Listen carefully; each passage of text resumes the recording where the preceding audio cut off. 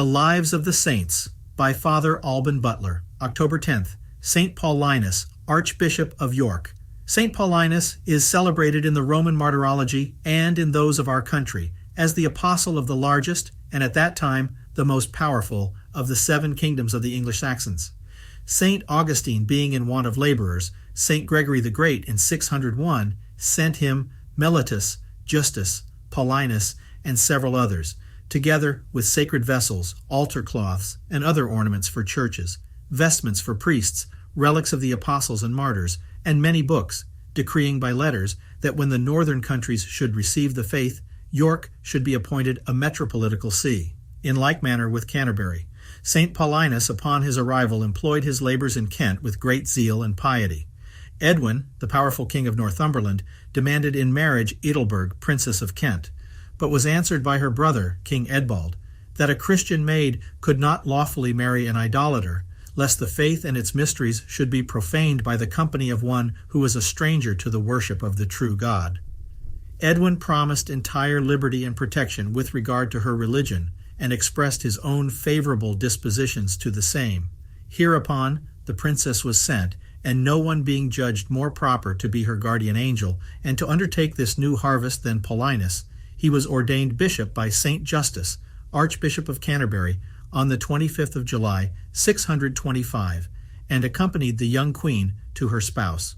It was a continual affliction to his heart to live in the midst of a people who were strangers to the true worship of God, and all his tears, prayers, and endeavors to make him known and served by them were at first unsuccessful, for God was pleased to put his constancy and fidelity for some time to the trial. His prayers were at length heard. King Edwin was brought over to the faith in a wonderful manner, as has been related in his life, but he desired the concurrence of the chief men of his army and kingdom. A great assembly was called, such perhaps as the Saxon chronicles often speak of under the name of Witena Gemot, or Council of the Whites, which many moderns call the original of our parliament.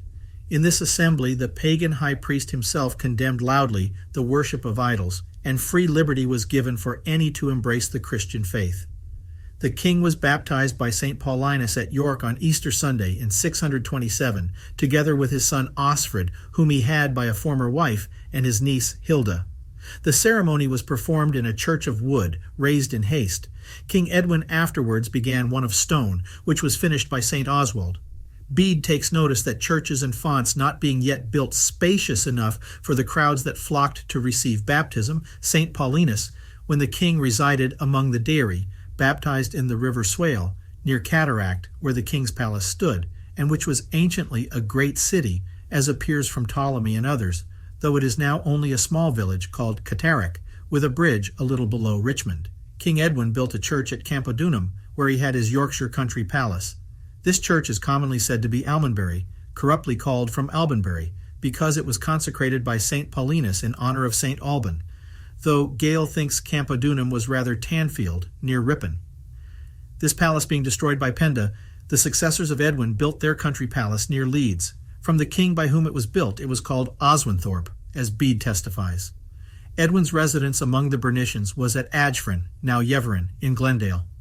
In that country St. Paulinus baptized the people in the River Glen, or Bowant. After the death of St. Edwin, the king removed his palace to Mailman, now Millfield, says Mr. Smith. Our zealous bishop crossed the Humber and preached the faith to the inhabitants of Lindsey, in the kingdom of Mercia, and baptized Blecka, the Saxon prince or governor of Lincoln, who is said to have derived his pedigree from Woden, no less than the chief kings who founded the Saxon heptarchy. At Lincoln, St. Paulinus built a church of stone, in which, after the death of St. Justus, he consecrated St. Honorius, Archbishop of Canterbury. Pope Honorius sent a pallium to St. Paulinus as the northern metropolitan in Britain, and in his letter of congratulation with King Edwin upon his conversion, he decreed as follows: "As to what you desire concerning the ordination of your bishops, we willingly agree to it, and we send palliums to your metropolitans, Honorius and Paulinus, that whenever it shall please God to call either of them, the other may ordain a successor for him by virtue of this letter." St. Paulinus, being assisted by his deacon James, baptized a great multitude in the Trent, near Tewel Fingacaster, which Camden and Smith take to have been Southwell in Nottinghamshire, where a collegiate church and other monuments of piety were testimonials of the grateful devotion of the people. The East Angles also received the faith by the zeal of St. Paulinus and St. Edwin. This good king, being slain in battle in 633 with his son Osfrid, whom he had by a former wife and who had been christened with him, St. Paulinus conducted the Queen Ethelberg with her little son, and Edwin's grandson by Osfrid, into Kent by sea. There she founded a nunnery at Lyming, in which she took the veil. She is mentioned in the English Martyrology on the 10th of September. The two royal babes were sent into France to their cousin, King Dagobert, and both dying there in their infancy were buried in the church, either because they died in their innocent age or because they were of royal blood, says Bede, intimating that not only martyrs and innocents, but also princes, were then sometimes allowed to be buried in churches. James, whom our saint left behind, took care of the distressed Church of York and baptized many living near Cataract on the Swale, at a village which afterwards took his name, says Bede, where he died in a very advanced age. St. Paulinus took with him into Kent the rich plate which King Edwin had bestowed on the church, particularly a large cross of gold, and a golden chalice for the ministry of the altar, which with his pall he left at his death in the church of Rofi, now Rochester. For that see being then vacant at the entreaty of King Edbald, the Archbishop Honorius appointed Paulinus bishop thereof, he not being permitted to quit his royal charge or return to York. He died happily on the 10th of October, 644, having been bishop 19 years, says Bede.